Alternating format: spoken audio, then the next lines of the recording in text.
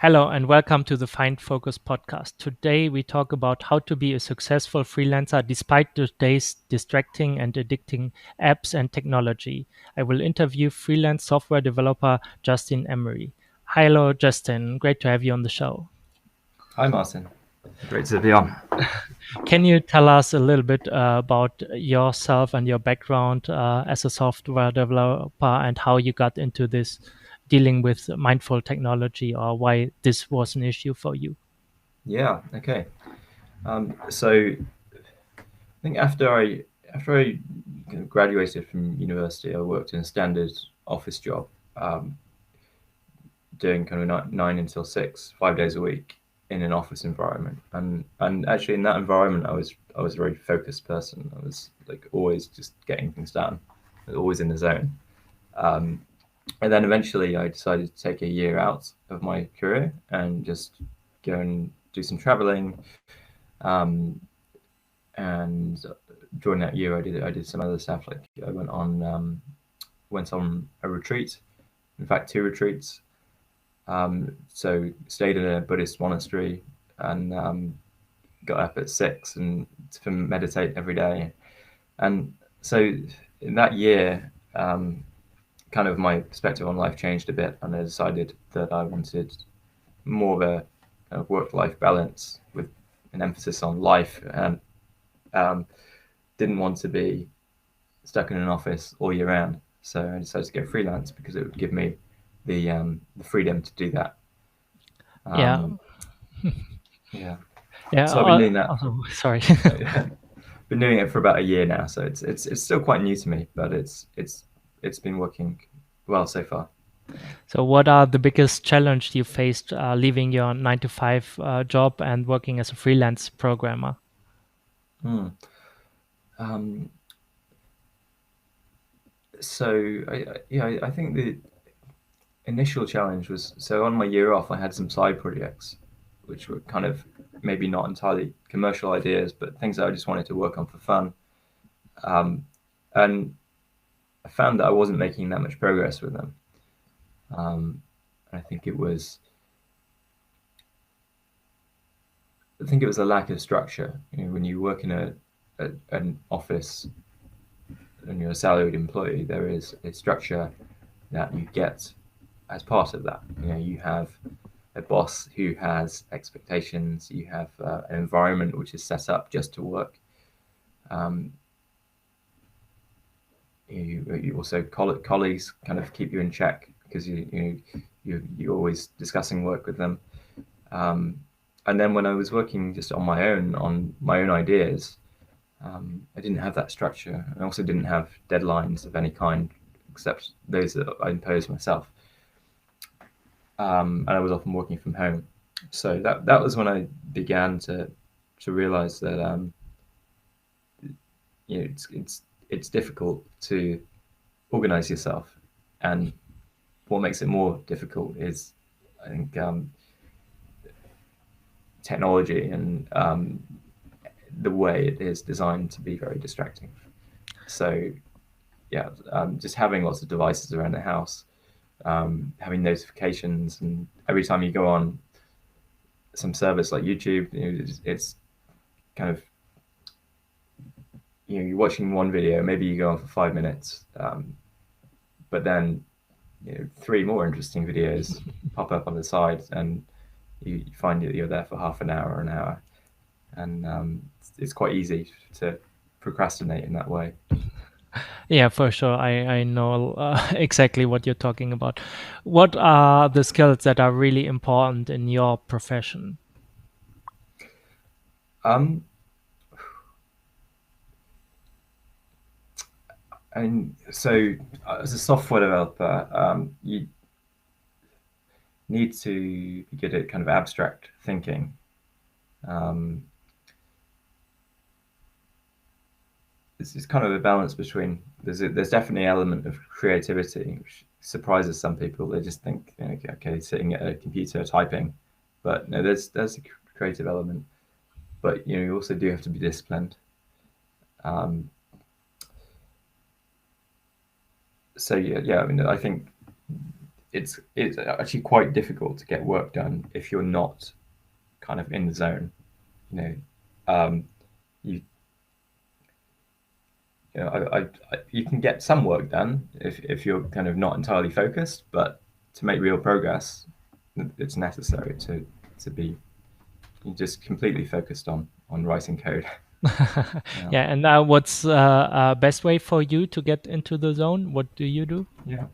Um, so I think it's important to have a good period of time set aside. So like a standard working day works quite well actually, because you got kind of starting at 9 or maybe 10 and working for 4 hours through to lunch, taking a break another 4 hours after lunch. That gives you enough time in both morning and afternoon to kind of get into the zone. Um, so then it's about setting up an environment that works well, and music for me is part of that. Putting on some basically a good beat. Um, Definitely, that's important. But yeah, I mean, I work from home a lot, so I find that can be a struggle. Like, for example, if I work down in near the kitchen, then there's always like the temptation to go and eat something. So yeah, I mean, one thing that really helps actually is just getting out of the house, going to a cafe, or going to like a co-working office. I've tried co-working, which is a good it's a good option. If you're really finding that your home environment is just not set up to work. Yeah. Uh, Are you using any tools or websites or apps that help you to develop this discipline or to keep you on track? yeah, I am.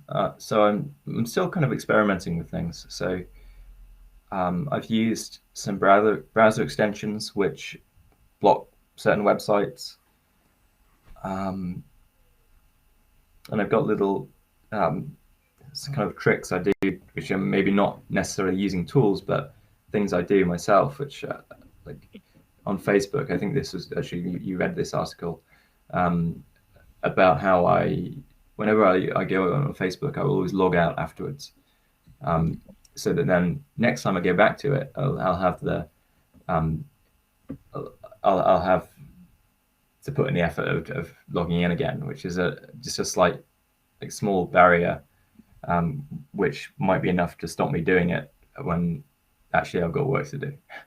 Yeah, that's a great tip. I use a similar approach with my software where I actually force myself to type in a phrase like, "Do I really need to go to Facebook right now?" or something like that before I can actually go there. And for example, I also allow myself only to use the business manager to run my ads and block the regular Facebook at that time. So I'm only in the productive part of Facebook and not using the other parts, because I found myself, especially when being part of some online accountability groups and stuff like that, I like just being in this environment of Facebook. Yeah, would make me less productive. Mm. And that leads me to my next question. What are the things and activities that have the biggest negative effect on the quality of your work? Mm. Okay, so I mean, I find distractions of any kind um, kind of harmful to the quality of my work, because every time I'm distracted, it, it's not just a matter of, okay, 5 seconds or 30 seconds dealing with whatever it was, whether it's like an email that comes in, or um, anything really. It's when particularly when I'm writing code, um, there's kind of so much information that I'm holding, like in my mind at that point in time, that when I'm distracted, that all goes, and then it takes me a few minutes to get back to that state of like where I was. It could be basically 10 minutes or 15 minutes every time there's a distraction. Um, Okay. So how do you combat that? Do you turn off? Is it enough to just close the Yeah. browser and all other apps, or do you um, have anything other in place, or turn off the notification in all the apps, like in Outlook or whatever email Yeah. client you use, on browser notification? Like with today's operating systems, they have like so many notifications by default. Yeah, I mean, I basically do turn off notifications as much as possible, except really essential ones. And sometimes I have to use like a messaging app for work, Slack. I don't know, maybe you use that. Um, so that would send me some notifications for particularly relevant messages I'm receiving from people I'm working with. Um, but that's about it. I don't have notifications for email. I did have a problem with that in the past where, when I first started working, email was quite rare, and so it was never an issue. If one came in, it'd be like one distraction a day. It wouldn't affect my work. But then over the years, as I kind of took on more responsibility at work, I was getting more emails, and it became an issue. And like I found that the having email open all the time was not really allowing me to get work done. If there's one or two emails coming in every hour, then that's two distractions, which is too much, really. So yeah, I will check email in. I'll kind of set some time aside once or twice a day to Okay.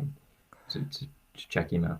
Yeah. Yeah, I'm still struggling a little bit with that as well, but I yeah, that's why I use my software to block access to email as well. What do you do with your phone?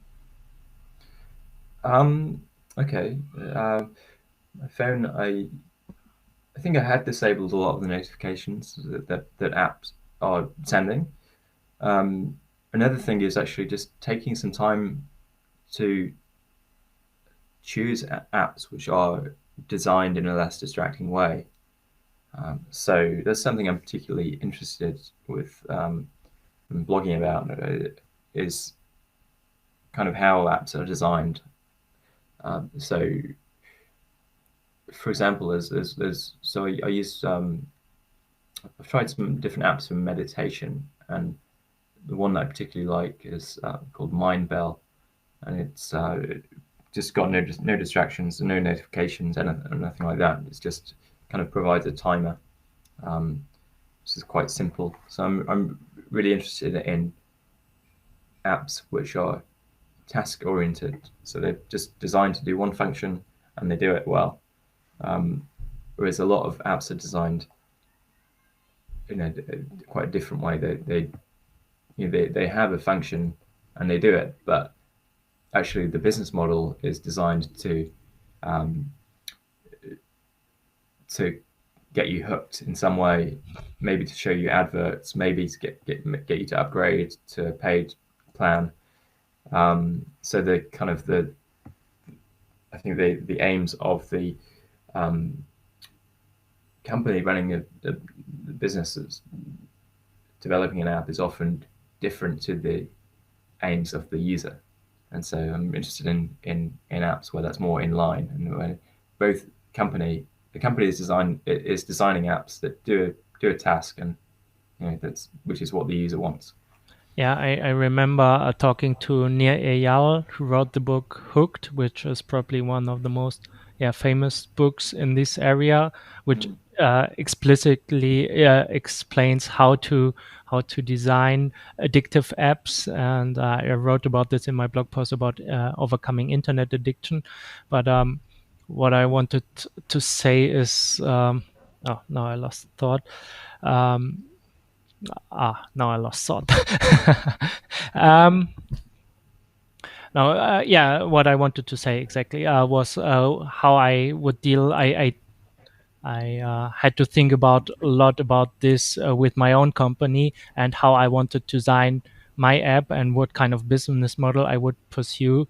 And I decided to have like a paid software right from the get go and not having people make them addictive, and so people will be forced to come up with their own mind and design their own day and their own goals, and then put their intentions into my software without giving them a like a frictionless experience. And I think over the long term, I wrote another blog post about that. Over the long term, you will experience, like, you will benefit more if you have to go through some initial struggle and develop a skill than if if everything is just frictionless.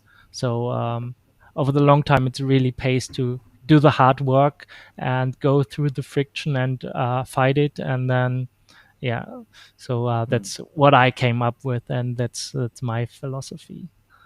Yeah, yeah, I think it's right, and I think that I think it's feasible. You know, if as a business model, like I think Yeah. you're with your app, you're charging okay, was it $1 or euro a month, something like No, that? it's Uh, actually much more expensive. oh, okay, yeah, sorry, I Yeah, misread like that. Yeah. I come from the perspective that yeah, like people get a lot of value from an app. Like even if you're a software developer, and I don't know if you bill by the hour, but you probably bill like, I don't know, $100 per hour or something like that. And if you just save like 1 hour per month, basically the app would Mm, be worth like $100 for you as a developer. So I'm having a value based approach to this. But of course, I this see.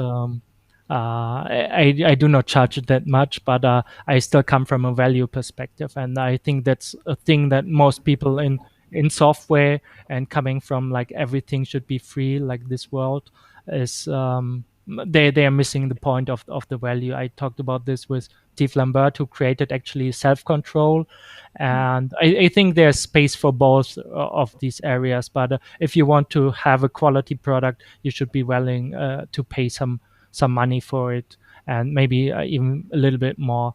But yeah, yeah. because otherwise, it's really hard to build a sustainable business.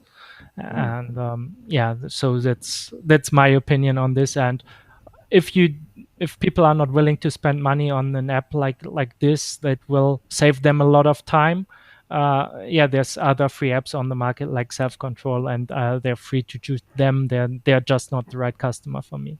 right, yeah, yeah, okay. Where do you see like the future of your work as a freelancer go, and how do you compare if you're, for example, talking to colleagues who are in the same profession, like are they facing the same problems, or is it getting worse maybe? Um, I think that a lot of people who are in an office environment, software development is quite standard, I think, to go and on a contract, which is essentially like a salary job. I think freelancing is kind of is not the norm at all. So I didn't know many people who are working in the same way as I am. Although there are certainly people doing it. It's just that in my circle of friends and just not. I don't personally know many people who Okay. work that way. But I think in an office environment there are challenges, but less so. So for example, um, I think that the move towards messaging with Slack can be it can be great, but it can also be um, harmful to people's work. Sometimes sending messages um, all day becomes like the almost like the job. So it's great for collaboration, but when you really need to get work done, and people expect you to be online and available to answer questions instantly, that can be quite harmful. Yeah, So that's a I read a blog post from Rescue Time, a service who measures actually what kind of apps you use and give you an overview. And there was an Slack was down for a couple of hours, or half a day or something, and they noticed that productivity actually went up because people were spending more time with productive apps, like I don't know, with the apps they categorize as productive. So Yeah. yeah, makes total sense. Where do you see the big opportunities for someone, yeah, who's currently maybe working in a corporate job to start also as a freelancer like you do? Hmm. Um, well, I think that there are opportunities to do it. I think it's a harder option in many ways because you have to take a lot more responsibility for self discipline and providing structure yourself and setting deadlines and things. Um, Especially at first when you don't even have any clients. Um, so I mean I think what's really helpful is if you are if someone is looking to make that shift towards freelance work, if they can find a project um, and get that lined up um, while they're still working and have something to go straight in and work on as a freelancer, then that's a good way to start. And that really helped me actually. Although I actually quit my job just to kind of take some time out for travel and things, but then I my first project was with someone that I had worked with in the past, and so yeah, if you've got contacts who might be able to provide you with some work, that's a really good way to start out. Yeah. It takes the pressure off a bit, and means you can get paid something. You can have a project in your portfolio, and then it's kind of easier to move from there and find more work. Yeah, makes total sense. Is there any particular story you remember or an example that you like to share that really sums up what we've been talking about so far? Maybe from your Um, personal life? um, there's nothing is coming to me right now. I'm sure there are, but yeah, maybe we will return to that if I think of something. Okay, yeah, we're nearing the end of the episode. So, Okay. do you think it's easier or harder for somebody starting out today as a freelancer, like with all the courses online, maybe considering that and all the yeah all the opportunities, but also like the distractions and everything? Yeah, I mean, I think it is. It should be easier. I think there's more. People are more open to this kind of work than they used to be. In terms of kind of employers, willing to hire people who may work on a flexible basis or may um, work remotely. Um, but yeah, the online environment doesn't make it easy with all the distractions. Um, so I think there's a lot of opportunity if you can navigate this kind of productivity issue of every website you go on is kind of designed to um, draw you in and get you using that site, and it's probably not what you need to be doing. So Yeah. yeah, if you can navigate that, then I think there's a lot of opportunity Okay. for doing this kind of work, and it's a great it's difficult, but it's rewarding because I now have a lot more time um, to myself um, for travel and side projects and things like that. Yeah, so it's definitely something that I'm happy that I've done. Yeah. What final thoughts do you have to motivate other people to develop a more healthy use of technology and get rid of distractions? Um, yeah, I mean, I think it's really about it's really quite personal. It depends on the person. I've recently been writing about news and how news for me is a distraction. Mm. Online news in particular, because I could check it like 3 4 times a day, and it's not a huge amount of time, but it adds up, and it's also very fragmented. the way I check it. So it's something which stops me from doing things I really want to be doing. But then other people don't have that problem. Some people just aren't interested in the news. So but then they might be on Instagram, and that might be where they're having problems. Yeah. So it's a really a personal thing. So I think just spending some time to be more aware. And I mean, for me, so I started this blog, mindful.technology, recently. Mindfulness is, for me, key to all of it, because it's mindfulness really is awareness. Yeah. And so if you're aware of yourself and how you're behaving, then you can change it. Yeah. Yeah. Thank you, Justin, for the interview. Yeah, I think you just mentioned it, but can you tell us again where people can find out more about you and what you do? Yeah. So yeah, I mean, so I have a new blog which I've launched. Um, I think it was almost 2 weeks ago now, and that's the domain is just mindful.technology, and I'm writing about the kind of issues that I've struggled with myself. For example, the um, online news, distractions from social media. I'm looking at apps like mindfulness and meditation apps. Also reading books and reviewing those on this topic. Um, so that's something that people can look at if they're interested. And if they're interested in my professional work, they can find a link to that on the about page, to my professional site. Okay. Yeah. Justin, thank you for being on the show. It was a pleasure to have you here. Okay. And yeah, good luck with your blog. Yeah, thank you.